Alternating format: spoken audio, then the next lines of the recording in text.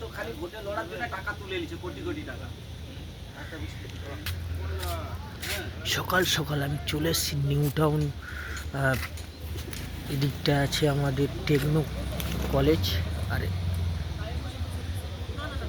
আর এইটা হচ্ছে new town DPS. এই যে এই গাছগুলো যে হয়ে আছে, এই যে গাড়িটা ওর পরে নিউ টাউন ডিপিএস।